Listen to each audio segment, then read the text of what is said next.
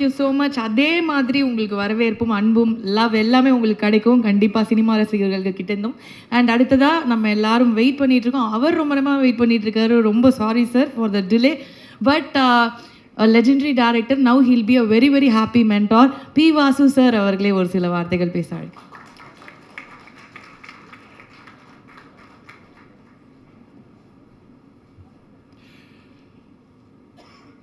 அழகான மேடை, அழகாக இருக்கிறவங்க மேடை, பயங்கர பசி எல்லாருக்கும். நான் சொல்கிற பசி வந்து சாப்பிட்றது கிடையாது, ஜெயிக்கணுன்ற பசி,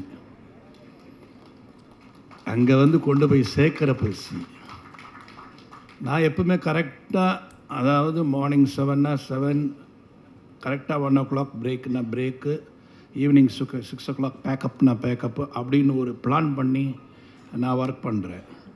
ஆனால் இங்கே வந்து என்னென்னா உண்மையிலே அந்த 1 மணின்னா அந்த 1, 2, 2:30 இதுக்குள்ளே சாப்பிட்ணுன்னு என்னுடைய மைண்டில் இருக்கும். ஆனால் அருணோட பசியை பார்க்கும்போது என் பசியெல்லாம் மறந்து போயிடுச்சு. அதெல்லாம் உண்மையிலே கிடையாது. நான் உண்மையிலே மனசார பேசுகிறேன், நான் எதுவும் டைலாக் பேசலை. அதனால் ஏன்னா நான் வந்து யார் ப்ரொடியூசரு, திடீர்னு வந்து நான் டைரக்ட் பண்ணுறேன்னா யார் ப்ரொடியூசர்னு கேட்டேன். அப்போ சொன்னார் இந்த மாதிரி தேனாண்டாள்னாரு. அந்த ப்ரொடக்ஷனில் நீ டைரக்டராக அறிமுகம் ஆனாலே அது ஒரு மிகப்பெரிய வெற்றி. ஏன்னா அவங்க அப்பா ராமநாராயணா சார்ன்றவர் வந்து சினிமாவில் வந்து அவர் நாங்கள்லாம் வந்து அவர்கிட்ட எவ்வளவோ கற்றுக்கிட்டோம். 100 ஃபிலிம்ஸ், ஒரு வருஷத்தில் 12 படம் டைரக்ட் பண்ணுவாருங்க. எப்படி பண்ணுறாருன்னே தெரியாது. 12 ஃபிலிம்ஸ் எல்லாமே அவர் எங்கிட்ட ரொம்ப ஒரு அழகாக ஒரு வார்த்தை சொன்னார். நான் எல்லாம் பெரிய பெரிய படமாக பண்ணிகிட்ருக்கேன். அப்போ எங்கிட்ட சொன்னார், நான் பண்ண மாட்டேன் உங்களை மாதிரி அப்படின்னாரு. ஏன் சார்னு கேட்டேன். இல்லை சார், நான் 2வது படி வரைக்கும் தான் போவேன், கீழே விழுந்தால் வெறும் காலக்கல்ல அடிப்படம் தொடச்சிட்டு போயிடலாம், மேலே போயிட்டீங்க இந்த மாதிரிலாம் பண்ணணும், அங்கேருந்து விழுந்தால் கை கல்லாம் ஒன்றிடும் sir. So he is a very calculative and what he wants. இது போதும் எனக்கு ஒரு படத்தில் 2 ரூபா போதும், அந்த 2 ரூபாவோட நான் ப்ராஃபிட் பார்ப்பேன் அப்படின்னு ரொம்ப கால்குலேட்டிவாக ரொம்ப அழகாக பிளான் பண்ணி அவர் வந்து படம் பண்ணக்கூடிய டைரக்டர். அவருடைய மகன்தான் இன்றைக்கி வந்து முரளி சார் அவர்கள். ஸோ அப்படிப்பட்ட ஒரு டைரக்டர்கிட்ட நாங்கள்லாம் வந்து நிறைய கற்றுக்கிட்டோம். இன்றைக்கும் உண்மையிலே சொல்கிறேன், இந்த மேடையில் நான் நிறைய கற்றுக்கிட்டேன். ஏன்னா it is every day technology is developing. எனக்கு நல்லா ஞாபகம், சத்யராஜ் சார் சொன்னார், சார் என்னை பல்ட்டியெல்லாம் அடிக்க சொன்னாங்க சார்னார். எதுக்கு பல்ட்டின்னா, நீ பல்ட்டி அடிப்பியான்னு கேட்டாங்க தேவர் ஃபிலிம்ஸில். நான் பல்ட்டி அடித்து காமிச்சேன். விஜயகாந்த் சார் வந்து மோட்டார் பைக்கில் உட்காந்துட்டு கம்பெனியாக போயிட்டு வந்தார். ரஜினி சார் அதே மாதிரி அவங்களுடைய கதையெல்லாம் கேட்கும்போது ஒவ்வொருத்தரும் மிகப்பெரிய முயற்சி செய்து அவங்க வந்து சினிமாவில் வந்து ஒரு ஹீரோவாக இன்றைக்கி சாதிச்சிருக்காங்க. ஆனால் இந்த தம்பி சொல்லும் பொழுது எனக்கு ரொம்ப பெருமையாக இருந்த விஷயம் என்னென்னா, நான் வந்து என்னை யாரும் தேடலை, நானே என்னை தேடிக்க வச்சேன். He himself brought him inside the industry. It's very very great. ஏன்னா அவருடைய திறமைன்னா எனக்கு என்ன வரும், நான் என்ன பண்ணால் ஜனங்க பார்ப்பாங்க அப்படின்றத இன்றைக்கி வந்து மிகப்பெரிய ஸ்டுடியோ ஏவிஎம் கிடையாது, இன்றைக்கி மிகப்பெரிய ஸ்டுடியோவான வாகினி கிடையாது, இன்றைக்கி மிகப்பெரிய ஸ்டுடியோவான பிரசாத் கிடையாது, இன்றைக்கி எத்தனையோ மிகப்பெரிய ஸ்டுடியோங்கள்லாம் இல்லை. ஆனால் இன்றைக்கி மிகப்பெரிய ஸ்டுடியோ எதுன்னா யூடியூப் தான். அந்த ஸ்டுடியோவிலேருந்து வர்றவங்க தன்னுடைய அந்த அந்த இதை போட்டு அவங்களுடைய அந்த டேலண்ட்டை காட்டி, அந்த டேலண்ட்லேருந்து இன்றைக்கி வந்து எல்லாருமே வந்து ஓ இவரா அவரா ஓகே அப்படின்ற அளவுக்கு தே ஹேவ் அந்த 3 லட்சம் சப்ஸ்கிரைபர்ஸ் அவர் கொண்டு வராருன்னா அப்போ எவ்வளோ முயற்சி பண்ணியிருக்கணும், எவ்வளோ கஷ்டப்பட்டுருக்கணும், எவ்வளோ டேலண்ட் இருக்கணும். அந்த அளவுக்கு he has done is homework and he has come to this place. இந்த பிளேஸ்க்கு வந்துட்டார். ஆனால் அவருடைய பேச்சும் அவருடைய அந்த கான்ஃபிடென்ட்டும் பார்க்கும்போது மிகப்பெரிய இடத்துக்கு வருவாருன்ற நம்பிக்கை எனக்கு இருக்குது. ஏன்னா இஸ் வெரி கான்ஃபிடென்ட், அதில் தெரிஞ்சிச்சு. ஸோ அதே மாதிரி இங்கே இருக்கிற எல்லாரையுமே நான் வந்து, ஏன்னா இங்கே முதல்ல கூட்டம் அதிகமாக இருந்தது, நான் உட்காந்து பார்க்க தலைங்கெல்லாம் எழுந்து போயிட்டே இருக்குது. சரி, அதுக்கப்புறம் பார்த்தா இங்கே விட கூட்டம் அங்கே அதிகமாக இருக்குது.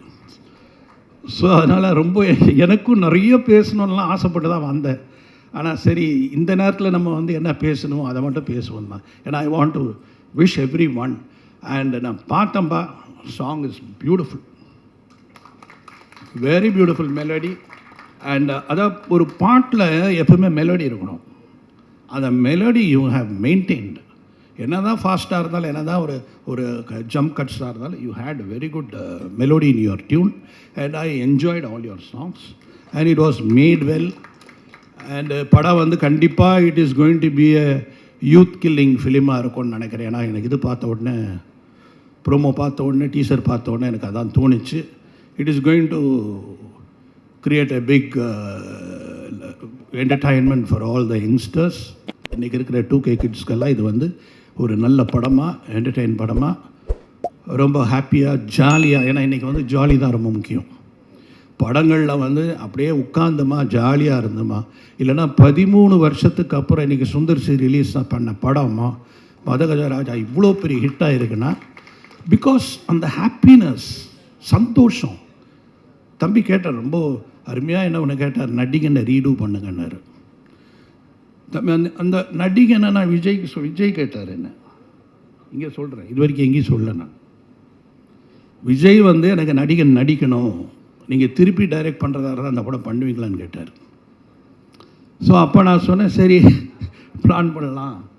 வேறு ஒரு கதை சொல்கிறதுக்காக போகும்போது என்கிட்ட அவர் கூப்பிட்டு சொன்னது, நான் நடிகன் எனக்கு எப்படியாவது பண்ணணுன்னு ஆசை இருக்குது சார், நீங்கள் பண்ணுறீங்களான்னாரு. நம்ம பேசுவோம், யோசிப்போம் அப்படின்னு சொல்லிவிட்டு அதுக்கப்புறம் நானும் அதை பற்றி பேசலை, அவர் அதை பற்றி பேசல. He has Khan. அது அப்போ தான் இவங்களோட படம் பூஜை, தட் இஸ் வெரிசலுடைய டைமில் தான் நான் அவரை பார்த்து பேசிகிட்டு இருந்தேன். ஸோ அந்த மாதிரி அந்த படம் வந்து there are artist is waiting. But எனக்கு ஒரே ஒருத்தர் தான் அதில் கிடைக்கணும், கவுண்டமணி. அண்டு ரெண்டாவது மனோரமா, ஆட்சியோட கேரக்டர். அது ஒன்று தான் எனக்கு பயம். உங்களை மாதிரி ஆளெல்லாம் வச்சு நான் என்னென்னமோ காமெடியெல்லாம் பண்ணிடலாம், ஆனால் அந்த ஆட்சி கேரக்டர் யார் பண்ணுவாங்க, அது மிகப்பெரிய ஒரு கொஸ்டினாக இருக்கும் அந்த படம் பண்ணும்பொழுது. நான் ஹேமா மாலினியை கூட கூப்பிட்டு அவங்கக்கிட்ட கூட கதை சொல்லி கொண்டு வரலான்னு பார்த்தேன்.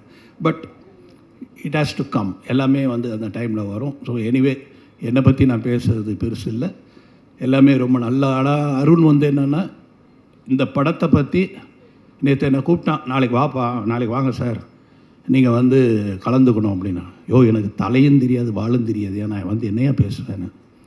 ஏன்னா ஹி ஹாஸ் நாட் டோல்டு இந்த கதை என்ன, அவள் என்ன பண்ணுறா, என்ன கதை பண்ண போகிறேன், எதுவுமே சொல்லலை. ஏன்னா அது வந்து என்னென்னா அது ஒரு புத்திசாலித்தனம். நான் ஒன்றுமே சொல்லாமல் என் டைரக்டரை உட்கார வச்சு இதுதான் நான் பண்ணேன் அப்படின்னு காமிக்கிறது தான் வந்து அவருடைய வெற்றி. ஏன்னா அவர் என்கிட்ட சொல்லிட்டாருன்னா, நானே ஏதாவது சொல்லிட்டேன்னா அதில் வந்து என்ன ஆகிடும்னா, டைரக்டர் பண்ணிட்டாரா, டைரக்டர் சொல்லிட்டாரா, டைரக்டர்கிட்ட போய் பேசிட்டாரா, டைரக்டர் கான்ட்ரிபியூட் பண்ணிட்டாரா, இதுதான் வரும். ஒரு சீன் எனக்கு தெரியாது.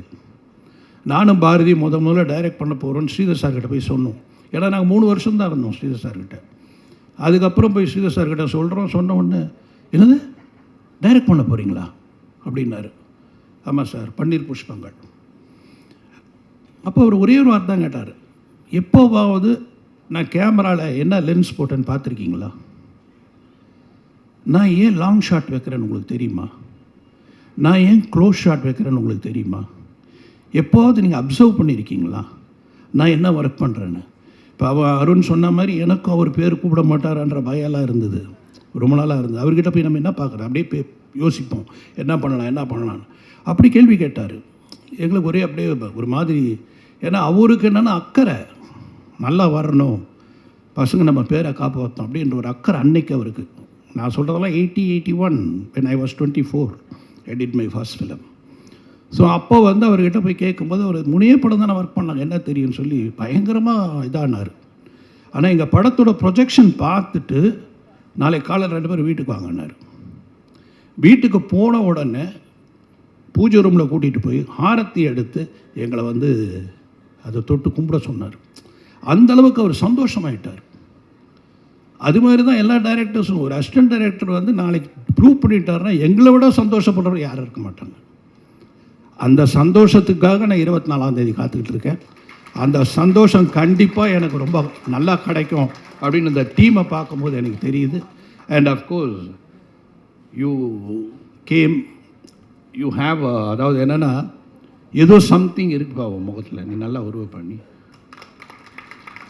ஏதோ சம்திங், ஐ டோன்ட் நோ, டெஃபினட்டாக I think there is a place for you in cinema. I don't know why. இப்போ அவர் ப்ரூவ் பண்ணியிருக்காரு அது.